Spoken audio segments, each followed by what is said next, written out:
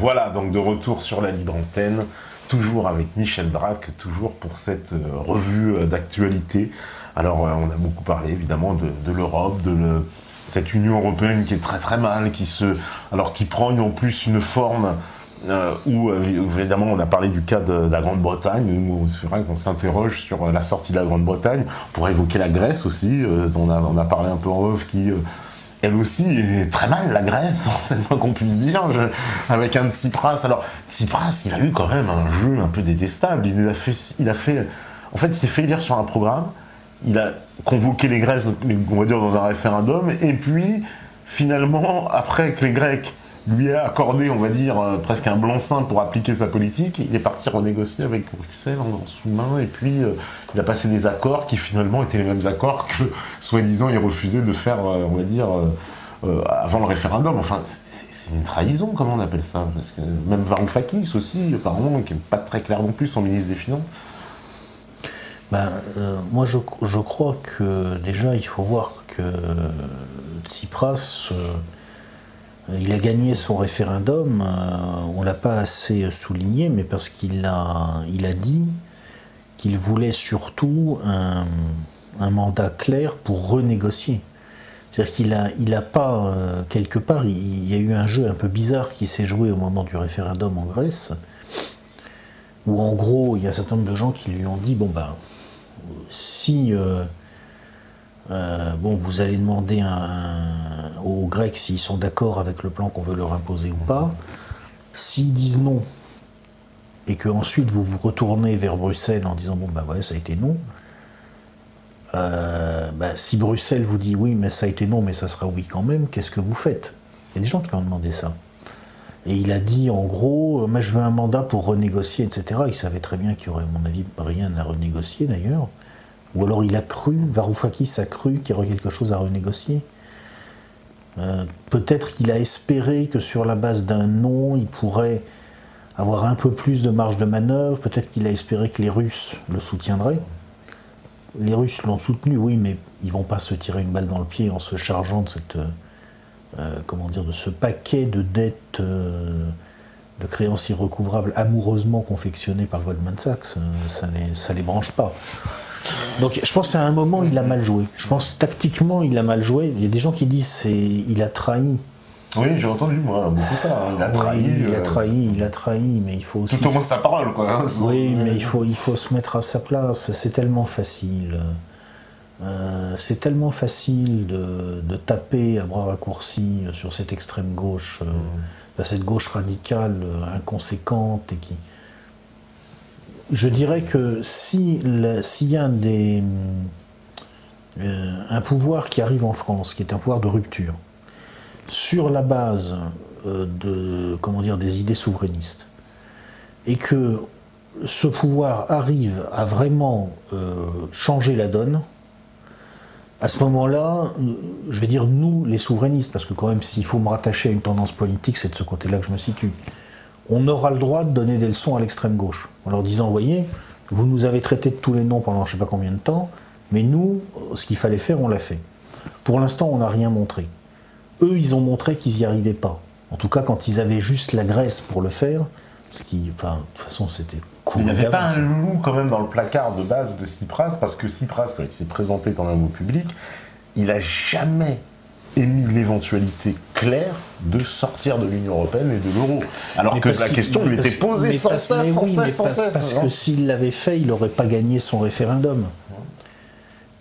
S'il l'avait fait, il n'aurait pas gagné son référendum. C'est-à-dire que quelque part, il faut être lucide. Pourquoi il a gagné son référendum? Quelques jours avant l'élection, c'était tangent. Alors, clairement, pour un peu refaire la chronologie, il annonce le référendum. Immédiatement, il y a une mesure de rétorsion, on va dire, évidemment, de l'Union européenne. La Banque centrale coupe les robinets. Il y a plus c'est le bank run qui se produit en Grèce. Donc, ils vivent dans une pression. Moi, comment j'ai interprété un peu ces événements, je me suis dit, tiens, ils leur font, attention, vous voulez partir de l'euro? Regardez ce qui va se passer. Je l'ai senti comme ça, un peu sous forme de... C'est exactement ce qu'ils ont fait. C'est exactement ce qu'ils ont fait. À ce moment-là, lui, il va préciser, entre guillemets, le sens du référendum, et clairement, il met de l'eau dans son vin, déjà. Il dit, Bah, mais si c'est non, ça va me donner plus de poids pour renégocier, mais on ne sortira pas. Oui. Mais il est obligé parce de... qu'il l'a dit clairement, mais même oui. 2 jours avant, on lui a posé, il a même dit une phrase fascinante, je trouve, il a dit, vous savez, tout le monde croit que j'ai un plan pour sortir de l'euro et de l'Union Européenne, il n'y en a pas, il n'y a pas de plan B. Voilà. J'ai trouvé ça extraordinaire. Mais parce que sinon, il n'aurait pas gagné le référendum. Parce qu'il y a un moment, il faut arrêter de se mentir, et ça, c'est le vrai reproche qu'on peut faire à cette gauche radicale. Elle dit qu'elle est la continuation de la grande révolte prolétarienne historique. Mais ça n'est pas vrai. Ça n'est pas vrai, parce que qu'est-ce que c'est un prolétaire en termes de rapport de classe? Un prolétaire, c'est un mec qui amène dans le système une certaine plus-value, d'accord? Et le système économique, à travers la confiscation de la plus-value, va lui en retirer une partie. Bon, ça c'est un prolétaire. La gauche prolétarienne, historiquement, c'est une tendance politique. Alors, elle est formée par des éléments dissidents de la bourgeoisie, parce que le prolétariat n'a jamais réussi, en fait, à produire lui-même ses leaders, très rarement. Mais elle se met au service de ce prolétariat, parce qu'on peut très bien être issu de la bourgeoisie et épouser la cause du prolétariat, parce qu'on en a marre à un moment de certaines ignominies. Et elle dit, bon ben, on va déplacer ce partage de la plus-value, ça c'est la version réformiste, ou on va carrément abolir le système de la marchandise, ça c'est la version révolutionnaire marxiste. Bon. Là aujourd'hui, cette gauche radicale, c'est pas ça du tout, parce que tout simplement sa base n'est plus un prolétariat. En France aujourd'hui, le prolétariat, mais il vote Front National, parce qu'il est dans une logique de dire, je veux faire péter le système parce que le système me capte une plus-value que je... Voilà. Ou alors il vote Front National dans une perspective de je veux que les miettes du système qui me tombent dessus soient plus grosses, c'est pour ça qu'on en donne moins aux immigrés. Passez-moi l'expression, voilà, c'est comme ça. Bon. Ça, c'est la réalité. La base aujourd'hui de cette gauche radicale, elle est faite en grande partie par des segments de la population qui vivent de la rente que leur accorde le système. La grande majorité des électeurs de la gauche radicale, c'est des petits fonctionnaires, c'est le bas fonctionnariat, c'est des assistés souvent. C'est en France, j'imagine que le NPA doit faire un très très bon score chez les intermittents du spectacle, ce genre de choses. Mais ces gens-là ne sont pas des prolétaires, ce sont des travailleurs, je ne dis pas le contraire. Mais ce ne sont pas des prolétaires au sens où, en fait, ils n'apportent pas une plus-value supérieure à ce que le système leur consent. Ils vivent de ce que leur redistribue le système. Donc ils ne peuvent pas être révolutionnaires. Et la révolte grecque, à partir de là, ne pouvait pas être révolutionnaire. Parce que tout simplement, pour être révolutionnaire, il faut pouvoir dire « Bon, moi j'en ai marre, hein, je suis capable de m'en sortir par moi-même, par mes propres forces. Je suis un ouvrier, par exemple, qui a un savoir-faire, qui a une force de travail. J'apporte à ce système plus que ce qu'il me donne, mais je veux le faire sauter. » Mais quand vous êtes un petit fonctionnaire qui en fait n'apporte pas grand-chose, parce que beaucoup de petits fonctionnaires, en fait, c'est du clientélisme caché. Hein. Ou quand vous êtes carrément un assisté structurel, on en a fabriqué maintenant des mecs qui vont de stage bidon en formation parking, voilà, bon. Vous n'êtes pas un prolétaire, vous êtes un plébéien de cœur de système impérial décadent. Vous n'êtes pas un prolétaire, donc vous ne pouvez pas être pour la révolution prolétarienne. Donc il y a un grand mensonge, effectivement, à l'origine, dans cette gauche radicale, et Tsipras a très bien identifié ça, c'est-à-dire qu'à un certain moment, il fallait effectivement qu'il ait le courage de dire aux Grecs, bon, on a deux solutions, ou on envoie péter le système, ou on se soumet. Mais il savait très bien que s'il disait ça, la réponse, ça serait la soumission, parce que la réalité de sa base électorale, la réalité de la substance même du peuple grec, et de tous les peuples européens actuels, c'est que le prolétariat y est devenu très minoritaire. Aujourd'hui, il y a quoi? Il n'y a plus vraiment la bourgeoisie et le prolétariat. Ça, c'est le mythe dans lequel vit cette gauche radicale. Il y a une oligarchie tout en haut, il y a une grosse couche moyenne supérieure qui vit plutôt bien, et qui d'ailleurs souvent apporte effectivement dans le système une plus-value importante. Parce qu'un des gros problèmes qu'on a aujourd'hui, tout simplement, c'est qu'avec le progrès technologique, la proportion de gens qui peuvent vraiment apporter une plus-value est de plus en plus faible. En dessous, il y a une couche moyenne qui fait fonctionner le système plus ou moins, qui est à mi-chemin entre ceux qui apportent une vraie plus-value et ceux qui fonctionnent déjà un petit peu comme des... Voilà, on leur donne des miettes. Il reste ici ou là un vrai prolétariat. Souvent les indépendants, les petits patrons aujourd'hui sont plus des prolétaires qu'une grande partie de l'électorat de l'extrême gauche. Il reste des vrais ouvriers quand même. Il reste des gens qui apportent vraiment leur force de travail qui est vraiment utile. Et puis il y a une grosse masse de plébéiens, voilà, qui vivent des miettes que leur consent le système. Donc ils ne voudront jamais que le système s'écroule. Les Grecs, aujourd'hui, ils ont incarné ça, mais presque à la perfection.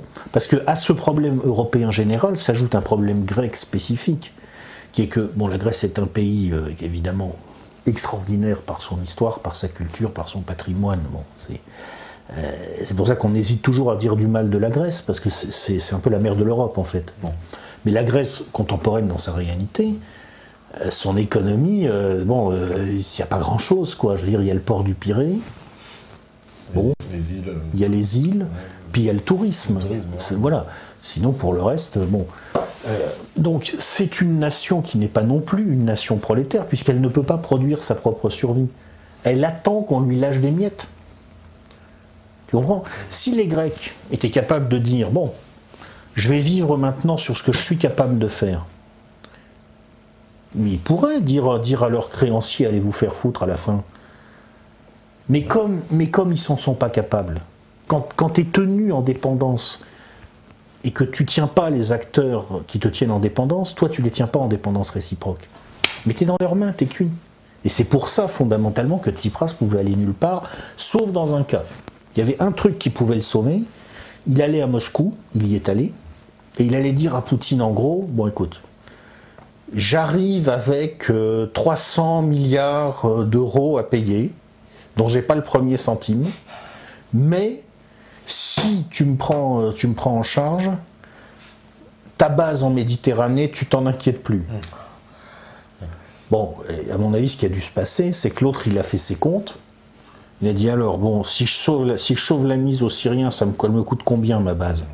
Si je sauve la mise aux Grecs, elle me coûte combien la base? Ah non, quand même. Quelques missiles calibre, c'est moins cher que la dette de la Grèce. Terminé.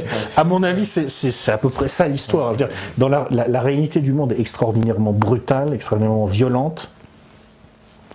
Parce qu'il allait en Grèce, Tsipras, effectivement. On avait interprété ça comme justement ce fameux renversement d'alliance en disant. Oui, mais je crois que c'est tout simplement Poutine lui a dit. Non, t'es pas assez intéressant. Puis il gère des équilibres, Poutine aussi. C'est-à-dire qu'il sait très bien que si jamais il allait jusque-là, s'il avançait jusqu'en Grèce, la réponse en face pourrait être terrible. Oui. Bon. C'est-à-dire que la Grèce basculait, on va dire, dans le camp russe, ce serait un changement majeur en Europe depuis la Seconde Guerre mondiale, quasiment. Donc du coup, Tsipras, il s'est retrouvé tout seul, avec la réalité de la situation de son pays, qui n'est pas une nation prolétaire, qui est une nation assistée, avec la réalité de sa base électorale, dans laquelle il y a bien entendu des prolétaires, je dis pas le contraire, mais qui massivement, s'il veut réunir plus de 50% des Grecs, il ne peut pas le faire avec les prolétaires, parce qu'ils ne sont pas 50%, les vrais prolétaires. Ouais. Donc à la fin, qu'est-ce qu'il fait? Qu'est-ce qu'il fait, le pauvre?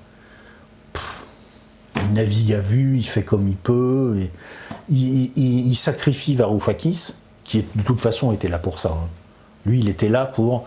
C'était la monnaie d'échange. Le mec, il a tout fait pour être aussi urticant que possible pour ses interlocuteurs européens. Comme ça, en s'en débarrassant, Tsipras marquait la rupture. Et puis voilà. Bon, alors effectivement, maintenant, le problème, c'est qu'il arrive au bout du parcours. Parce que, ok, bon, pendant 1 an ou 2, il peut continuer comme ça, mais la situation continue à se dégrader. Parce que la Grèce, clairement, je veux dire, d'un point de vue économique, son intérêt est de sortir de l'euro à l'heure actuelle. Mais la Grèce n'a plus intérêt à rester dans l'euro. Alors le problème, ça dépend de ce qu'on appelle l'intérêt. Parce que la dette grecque, elle est publique grecque, elle est libellée en quasi-totalité en droit étranger. Oui. les dettes des entreprises grecques sont libellées en quasi-totalité en droit étranger. Donc si la Grèce sort de l'euro, et que par exemple elle revient à la drachme, ça ne change rien à ce qu'elle doit rembourser, parce que la dette est en euros. Le problème de la Grèce, c'est que justement c'est un petit pays, donc sa dette n'est pas dans le droit de ce pays. La France, par exemple, sa dette publique est presque en totalité dans des contrats de droit français. Les entreprises françaises, plus de la moitié de la dette des entreprises françaises quand même est dans des contrats de droit français.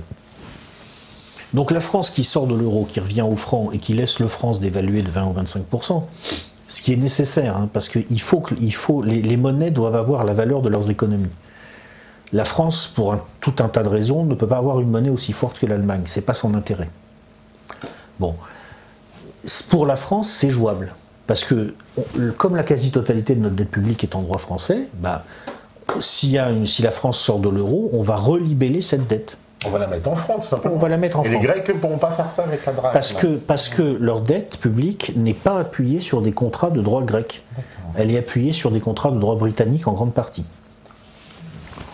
Donc ils ne peuvent pas. Donc ils sont coincés. Mais en même temps, effectivement, à un certain moment, il va forcément falloir qu'ils dévaluent. Parce que, quel est le cintré qui a dit que la Grèce et l'Allemagne devaient avoir la même politique monétaire? Oui. Waouh. Il n'y a aucune doctrine économique qui justifie ça. Tu peux aller chez Keynes, tu peux aller chez Milton Friedman, tu peux aller dans toutes les tendances, les keynésiens, les monétaristes, les post-keynésiens, les ordolibérales, chez tout le monde, personne ne peut expliquer comment il faut que la Grèce et l'Allemagne aient la même politique monétaire sans transfert budgétaire systématique entre les deux. Ça n'existe pas. Tout simplement, ça n'est pas logique, ça ne peut pas marcher. Bon, donc évidemment, leur intérêt, c'est de sortir de l'euro, mais le problème, c'est qu'ils ne peuvent pas, sauf si on efface leur dette. Et si, alors, imaginons en fait, presque j'ai envie de dire pour les Grecs, ce qui pourrait les sauver dans ce que tu es en train de nous expliquer, c'est-à-dire que l'euro explose à la fois, c'est-à-dire qu'il n'y ait plus d'euros du tout. C'est-à-dire chacun reprend sa monnaie nationale. Moi, je pense que ce qui risque de se passer à un moment, si tu veux, c'est qu'il y aura au niveau du système monétaire international une refondation, parce qu'on constatera en gros qu'il faut faire une sorte d'heure zéro. Alors je ne sais pas si tu sais ce que c'est que l'heure zéro qui s'est produite en Allemagne en 1948. Ah non, mais bon, j'ai une idée, mais vas-y, explique-nous. Bon, en Allemagne, en 1948, l'économie allemande, on ne pouvait pas la faire repartir, en gros. Alors, on ne pouvait pas la faire repartir parce qu'il y avait eu un marché noir énorme, il y avait eu des manipulations dans tous les sens, et il y avait d'énormes quantités de monnaie, si tu veux, issue de ce marché noir. Ça pouvait générer constamment de l'inflation. Enfin, c'était impilotable. Il fallait, à un moment, sortir de cette situation. Donc il y a un type qui a pris les commandes de cette économie à ce moment-là, qui est Ludwig Erhard, et il a piégé tout le monde. Il a dit, oula, moi je ne vais pas faire d'expérimentation, je vais être prudent, etc. Donc personne ne s'est méfié. Et puis un jour, d'un seul coup, il a dit, bon ben, tout l'argent qui est en circulation, il vaut 0. Maintenant je vais donner 100 marks à chaque Allemand, et 100 marks par employé à chaque entreprise allemande. Et vous partez avec ça. Heure 0, Stunde null. Et on annule tout. On annule toutes les créances et toutes les dettes. Ça a très très bien marché parce qu'évidemment, qu'est-ce qui s'est passé? D'un seul coup, il n'y avait plus de problème de suraccumulation du signe monétaire.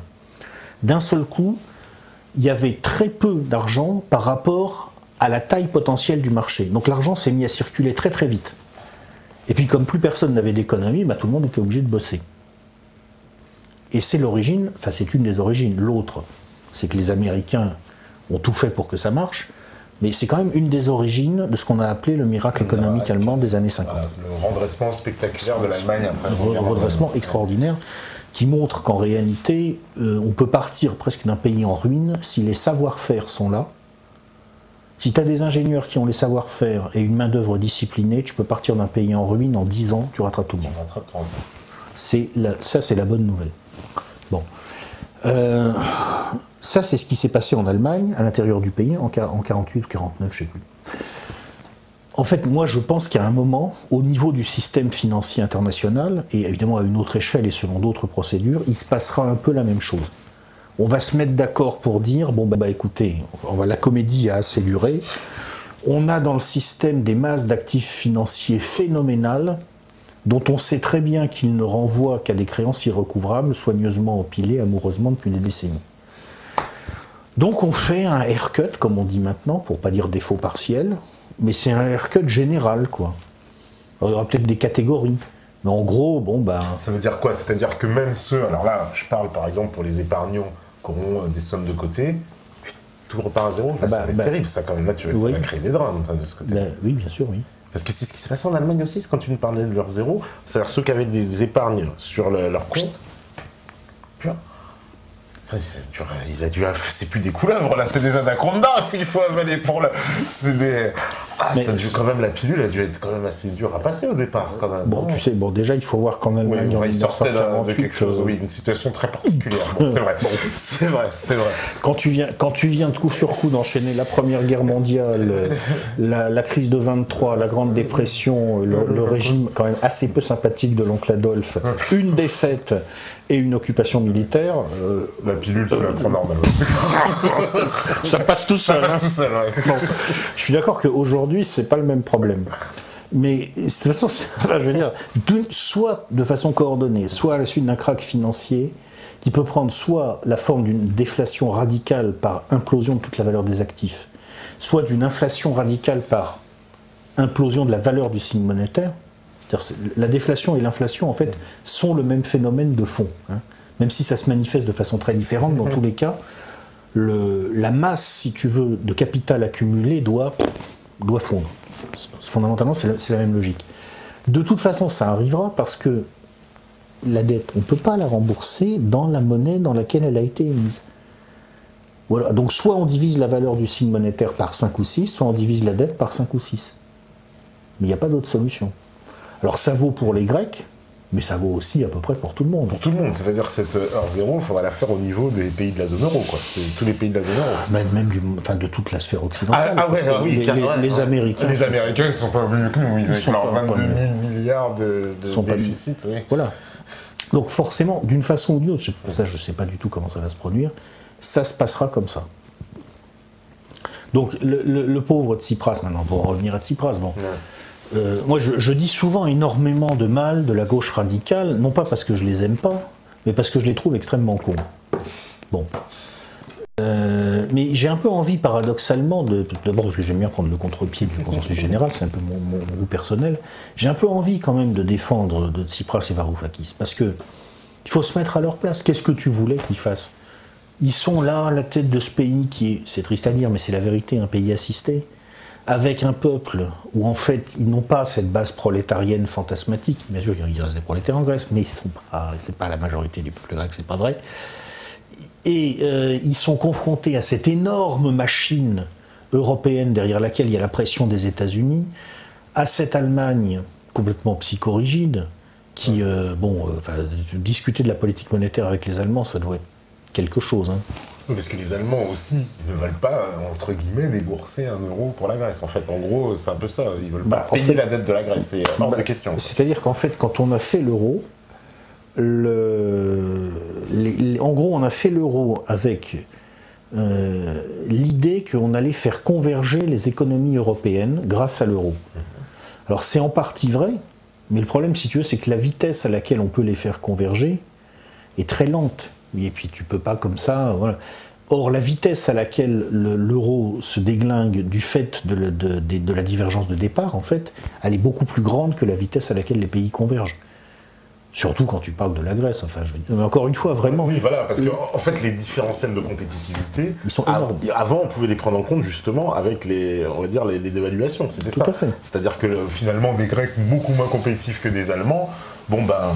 Entre guillemets, leur drachme vaut beaucoup moins cher, on peut les séculer. Mais j'ai dans Triangulation, mon dernier bouquin, j'ai mis l'historique des taux d'inflation des grands pays de la zone euro. Alors avant l'euro, après l'euro, et en remontant, je crois, jusqu'en 1960 ou quelque chose comme ça. En gros, qu'est-ce qu'on voit? Jusqu'à l'apparition de l'euro, Le taux d'inflation moyen en Allemagne, c'est 2-3%. Le taux d'inflation moyen en France, c'est 5-6%, quelque chose comme ça. Le taux d'inflation moyen en Italie, c'est 8-9%. Le taux moyen d'inflation en Espagne, c'est 15-16%. Donc, mais c'est pas grave. Qu'est-ce qui se passait? Tout simplement, régulièrement, on dévaluait le franc par rapport aux marques, la lire par rapport au franc, la pesetas par rapport à la lire. Et puis voilà, et puis bon, ok. Ça s'aligne. Le fameux SME, là, monétaire européen. Ça s'alignait. Bon, d'accord, effectivement, il y avait des pays où il y avait plus d'inflation, mais voilà, par les taux de change, tout ça se régulait. Depuis qu'on a mis l'euro, alors effectivement, les écarts entre les inflations des différents pays européens sont devenues beaucoup plus faibles. L'Allemagne est à 1%, la France à 1,5%, l'Italie à 3,5%, je dis ça de tête, il faudra regarder les chiffres exacts, mais c'est ça, et l'Espagne à 4,5 ou un truc comme ça, enfin, les écarts sont beaucoup plus faibles. Seulement, comme il n'y a plus, comme on est dans la même monnaie, même si les écarts sont beaucoup plus faibles, ils ont des conséquences à long terme beaucoup plus graves. Parce que quand tu ne peux pas dévaluer une monnaie, il ne te reste plus qu'à dévaluer l'économie. Quand tu ne peux pas dévaluer une monnaie, si tu veux, comme quelque part, il faut forcément que la masse des salaires que tu injectes dans ce pays, ça corresponde à peu près à sa compétitivité, ça corresponde à peu près à ce que les gens dans ce pays peuvent acheter compte tenu du taux d'inflation qui existe, eh ben, il ne te reste plus qu'à fabriquer des chômeurs, méthode française, ou à baisser les salaires, méthode allemande, méthode italienne, voilà, c'est comme ça, la machine elle fonctionne comme ça. Ça je l'explique, non je ne peux pas l'expliquer à l'oral là parce que c'est trop compliqué, mais je l'explique dans Triangulation. Et c'est pour ça que l'euro dans son architecture actuelle est condamné. On ne sait pas quand il va exploser, on ne sait pas sous quelle forme il va exploser, on ne sait pas s'il va être remplacé par un autre euro défini différemment ou si on va revenir aux monnaies nationales, ça on ne peut pas savoir. Mais honnêtement, ce que tout économiste sérieux, toute personne qui s'intéresse à ces questions-là de façon sérieuse pourra te confirmer, c'est que dans son architecture actuelle, l'euro n'est pas viable. Tôt ou tard, il va se passer quelque chose.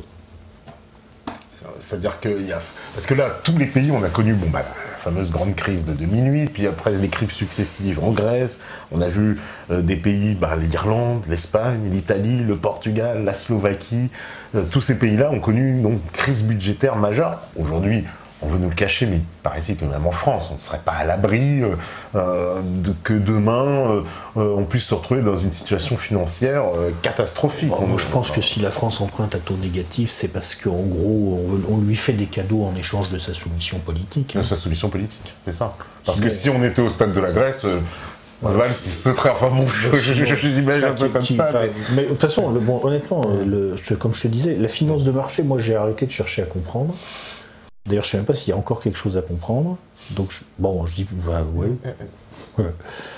C'est un truc qui est complètement fou, si tu veux. C'est-à-dire que, en fait, le système, les gens qui administrent ce système sont extraordinairement forts pour construire des usines à gaz à chaque fois qu'une de leurs usines à gaz est en train de casser. Donc, ils empilent les usines à gaz les unes sur les autres. À la fin, tu vois ça, tu dis, oh putain. Bon. Mais à la fin, il y aura une fin. On ne peut pas éternellement différer les collapsus en recyclant les dysfonctionnements. Il y aura forcément une fin. Mais je ne dis pas quand. Oui, on ne peut pas savoir. Mais le système, je veux dire, le problème est vraiment ancré à l'intérieur. C'est systémique, ça va finir par s'effondrer. Oui. L'euro ne pourra pas tenir, ne pourra pas tenir dans ces conditions-là. Parce que des pays, alors voilà, évidemment, le cas de la Grèce, le cas de l'Italie, qui était à deux doigts aussi pareil, à qui on a fait avaler des énormes réformes structurelles, des Italiens, qui n'en voulaient pas vraiment d'ailleurs, puisque Berlusconi, il avait sauté, on se souvient, après s'être rebellé un petit peu contre l'euro et la Banque centrale. Berlusconi, honnêtement, moi je crois qu'on n'a jamais vraiment su exactement pourquoi il avait sauté, mais je pense que plus que ces frasques qui sont quand même... Oui. Bon, je pense que plus que ça, c'est ses relations avec les Allemands qui étaient vraiment devenues... détestables. Au dernier degré. Je pense que c'est ça qui l'a fait sauter. Il a fait sauter, ouais. Mais bon, ça je peux pas... Parce qu'on avait connu un peu, cette situation un peu en Europe, mais quasi deux coups d'État institutionnel un peu. À l'époque, il y avait eu, on se souvient, c'était Papandréou en Grèce qui avait annoncé son référendum, puis ça n'avait pas plu aux Européens. 2-3 jours après, on apprenait que non seulement il n'y avait pas de référendum, mais que lui aussi partait dans la machine et il était remplacé par Papademos. On a vu la même chose avec Berlusconi et Mario Monti. Voilà. Parce que Mario Monti, son élection, quand on s'intéresse un petit peu, c'est un peu bizarre. Il a été nommé sénateur à vie par le président de la République. Ouais, non, mais ça, que ça soit une magouille et un coup d'État, un quasi-coup d'État, c'est sûr. Mais par contre, ce que je ne sais pas, c'est exactement pourquoi on l'a fait sauter. Ouais, parce que Berlusconi, c'est particulier aussi. Hein. C'est pas... il peut y avoir plein de raisons. Moi, je pense qu'effectivement, la raison principale, en fait, c'est pas ces magouilles, c'est pas ces liens notoires avec la mafia, parce que bon, Berlusconi et la mafia, c'est une longue histoire. Hein, bon. Je pense que ce qu'il a fait sauter, c'est qu'il commençait à renacler par rapport à Bruxelles, par rapport à... Mais soyons honnêtes, on ne peut pas être sûr. L'Italie, c'est quand même très particulier, donc moi, je me mouille pas trop, quoi. Je dis simplement, je ne sais pas. Ouais, parce que là, je suis pas sûr. On voit qu'il y a eu des traitements différents. Alors, l'Espagne aussi, l'Espagne connaît un chômage incroyable. Alors, il y a l'arrivée de ces nouveaux partis, Podemos. C'est quoi? C'est un peu l'alter ego de quand même de Syriza en Grèce, alors, non? Je vais dire un truc là-dessus d'abord, pour être tout à fait honnête. Moi, je suis un mec de l'Europe du Nord, en quelque sorte. C'est-à-dire que je parle allemand, je parle anglais, je ne parle pas italien, je ne parle pas espagnol. Ma culture me tourne vers l'Europe du Nord. L'Europe du Sud, je la comprends mal, souvent. Donc je ne veux pas trop dire de bêtises. Moi, ce que je crois, cela dit, fondamentalement, c'est que en Espagne, comme ailleurs en Europe,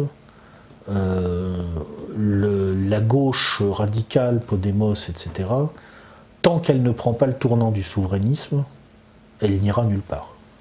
Voilà. Alors je sais, voilà, c'est mon opinion. C'est mon opinion. Mais je ne dirais pas après en détail, parce qu'honnêtement, je ne suis pas, quoi. C'est pas mon monde, en quelque sorte. Non, mais bien sûr, mais c'est très important ce que tu soulèves, parce qu'évidemment, tous ces partis qui se présentent, enfin, ils sont un peu comme ça, l'apparence révolutionnaire, on va dire, en tout cas dans le logiciel qu'ils essaient de défendre, on s'aperçoit qu'il manque justement les grosses lacunes, c'est qu'il n'y en a aucun qui prône une réelle sortie de l'Europe, qui n'a pas cette idée souverainiste. On voit que c'est absent du débat, alors que c'est le cœur en fait finalement. Psychologiquement, si tu veux,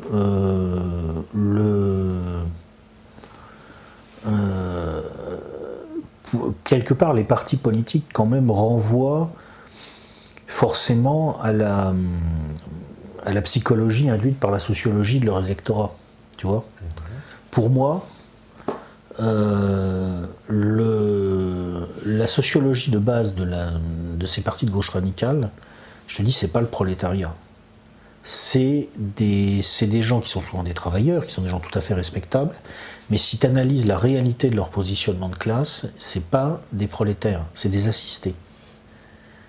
Donc ils n'ont pas en eux, j'ai envie de dire, quitte à passer pour un horrible machiste, cette forme de virilité intellectuelle du prolétaire, y compris du prolétaireux, y compris de la prolétaire, qui est tout simplement le fait que le mec ou la gonzesse maîtrise son monde parce qu'il le produit par son travail. C'est des gens qui sont... Ils attendent quelque chose de l'État, du pouvoir, Comment tu veux te révolter contre l'État quand tu attends quelque chose de l'État?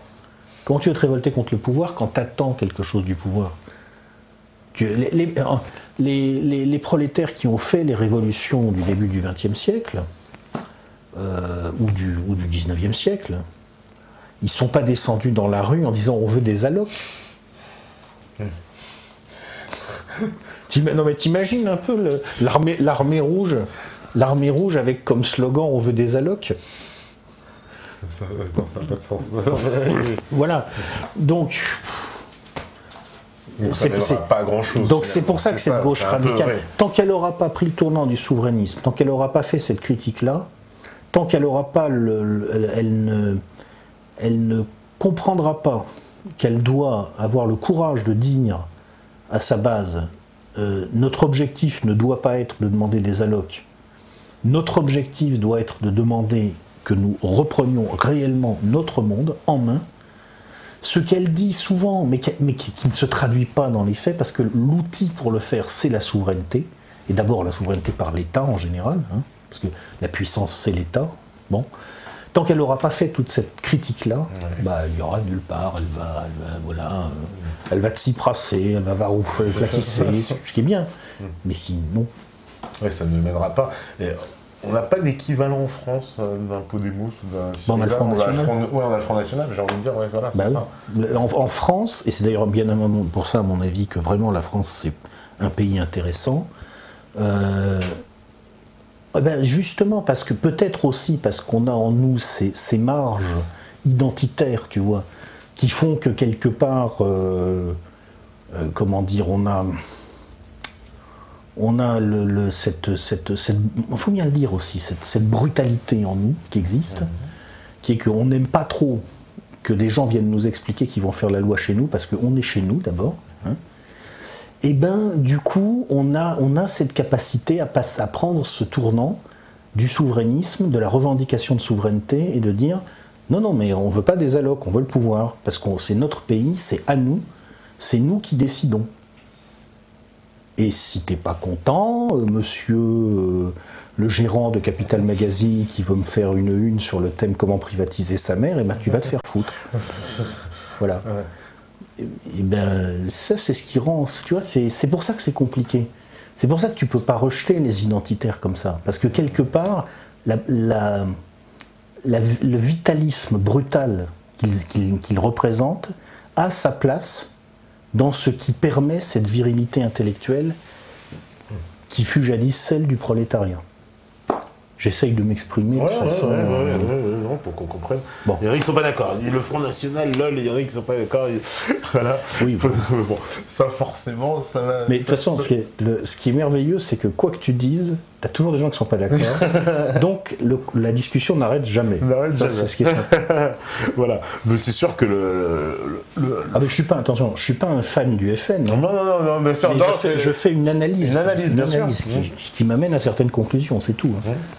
Et c'est de ce point de vue-là, c'est vrai que la France, on va suivre avec attention ce qui va se passer en France, parce que est-ce que la France, elle a encore d'ailleurs cette place en Europe d'être, parce qu'on a quand même une position, alors là, puisqu'on parle géopolitique, on peut parler aussi géographie, mais on est un peu particulier, parce que tu as parlé d'Europe du Nord, d'Europe du Sud, et j'ai l'impression que nous on est à cheval, voilà, on est le seul à être à cheval, parce que tous les autres sont soit d'un côté, soit de l'autre, quasiment. Oui. Effectivement, il y a deux pays en Europe qui ont une position naturellement très intéressante, c'est la France et l'Allemagne. La France parce qu'elle est à cheval entre l'Europe du Nord et l'Europe du Sud, et l'Allemagne parce qu'elle est à cheval entre l'Europe de l'Ouest et l'Europe de l'Est. Donc, voilà. C'est clair qu'il n'y a pas d'Europe sans ces deux pays, géographiquement. D'ailleurs, c'est un élément de puissance considérable pour la France et pour l'Allemagne, parce que, et c'est une des raisons pour lesquelles, certainement, si jamais les Français, à travers le Front National, histoire de provoquer un peu, se révoltent, c'est certainement une des raisons pour lesquelles ça va être sportif, c'est que justement on peut le faire. Parce que c'est pas que nous, on peut entraîner les autres si tu veux. Pas parce qu'on est meilleur, parce que franchement, quel pays de cons. Mais parce qu'on est au milieu. Donc quelque part, si on va dans une direction, tous les autres sont obligés de dire ah merde, comment on fait maintenant? C'est ça. C'est ce qui nous rend extrêmement intéressant. C'est ça qui nous rend intéressant et hyper important. D'où aussi peut-être l'importance des stratèges justement américains à inclure la France dans leur plan global à chaque fois. Et puis les Américains qui prêtent une attention particulière quand même, parce qu'il faut bien dire qu'ils ne ménagent pas leurs efforts pour nous contrôler, on va dire... Il y a deux... relire Brzezinski, je te dis, la France, l'Allemagne. Dans son grand échiquier, il parle de la Grande-Bretagne, la France, l'Allemagne. Je suis désolé pour les Espagnols et les Italiens. C'est des pays... le seul pays d'Europe du Sud que je connais un peu, c'est l'Italie. Et honnêtement, si j'étais pas français, je serais italien. C'est un pays merveilleux, pour plein de raisons.